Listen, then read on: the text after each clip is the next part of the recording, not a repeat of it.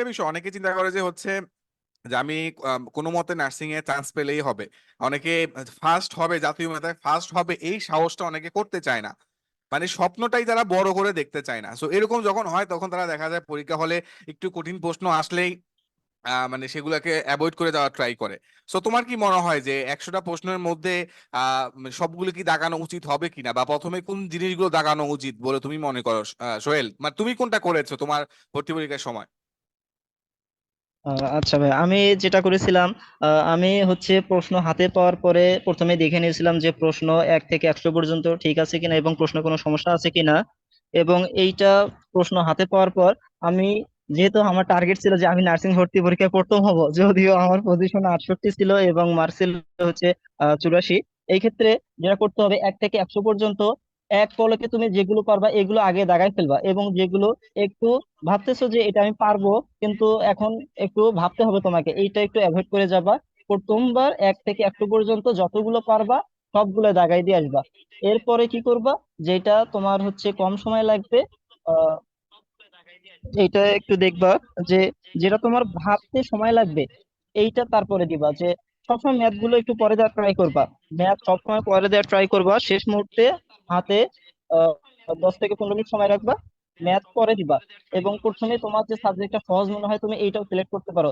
যেমন আমার ক্ষেত্রে ইংরেজি, সাধারণ জ্ঞান বা হচ্ছে সাধারণ বিজ্ঞান, এগুলো আমার সহজ মনে হতো, আমি এগুলো দিয়েছিলাম। এবং চোখের পলকে আমি 1 থেকে 100 পর্যন্ত দেখে নিয়ে যেগুলো আমার কাছে সহজ মনে হয়েছিল এগুলো আমি আগে দিয়েছিলাম, এবং ম্যাথ আমি পরে দিয়েছিলাম। আর হচ্ছে ভাইয়া যেটা বললো যে প্রশ্ন অনেক যদি, অনেকের ক্ষেত্রে যে স্কিপ করার যে একটা ইন্টেনশন, আসলে এটা রাখা যাবে না।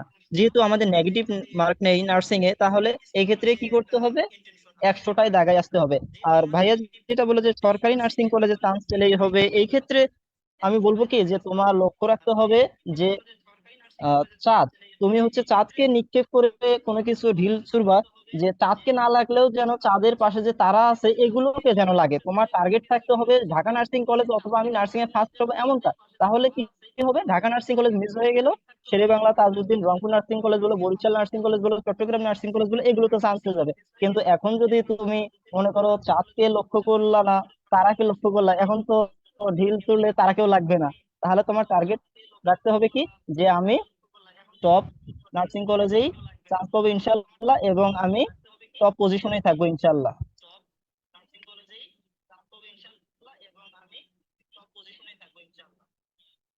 ওকে ওকে, সোহেলের আই থিঙ্ক সোহেলের কথাগুলো সবাই বুঝতে পেরেছো যে এক্স্যাক্টলি তো টার্গেট কিন্তু রাখতে হবে যে তোমাকে সর্বোচ্চটা। যারা চিন্তা ভাবনা করতেছো যে হচ্ছে মিনিমাম কত পেলে নার্সিং এ চান্স পাওয়া যাবে, এই টেনশন বা এই মানে তোমার ভাবনা যদি তোমার মধ্যে থাকে, তাহলে আমি বলবো এটা হচ্ছে রেড ফ্ল্যাগ, বা সাবধান হওয়ার সময় এখনই। তুমি যদি এখন মিনিমাম কত পেলে চান্স পাওয়া যায় এই ক্যাটাগরির স্টুডেন্ট হও, আমি বলবো এই সময়ে বা এই বছর 2024-এ যেহেতু কোনো জেলা কোটা নাই, তাহলে তোমার চান্স পাওয়া অনেক কঠিন হয়ে যাবে। সো এই ক্ষেত্রে সোহেল যেটা বললো, তোমাকে টার্গেট অবশ্যই করতে হবে সর্বোচ্চটা, যে আমি ঢাকা নার্সিং কলেজে একদম সবাই আগে চান্স পাবো, মানে জাতীয় মেধায় প্রথম হব। তুমি যখন জাতীয় মেধায় ফার্স্ট হওয়ার টার্গেট নিয়ে পড়বা, যেমনটা সোহেল জাতীয় মেধায় ফার্স্ট হওয়ার টার্গেট নিয়ে পড়ে ও কিন্তু ফার্স্ট হইতে পারে নাই, কিন্তু ও কিন্তু ঢাকা নার্সিং কলেজে ঠিকই নিজের একটা আসন নিশ্চিত করতে পেরেছে। সো তুমি যদি মানে সেই টার্গেটটা সর্বোচ্চ রাখো, যেমনিভাবে দেখা যাবে একদম সবচেয়ে বড়টা পূরণ না হইলেও মিনিমামটা পূরণ হইলেও সেটা ঢাকা নার্সিং কলেজ যাতে মিনিমাম হয়। এবং যারা ডিপ্লোমা রয়েছে তারা তো আর ঢাকা নার্সিং কলেজে ডিপ্লোমা যেহেতু কোর্স নেই, শুধুমাত্র বিএসসি কোর্স রয়েছে ঢাকার মধ্যে, যে মিডফোর্ডে ডিপ্লোমাটা আছে, সো ডিপ্লোমার জন্য তোমরা সেটাকে সর্বোচ্চ টার্গেট করতে পারো।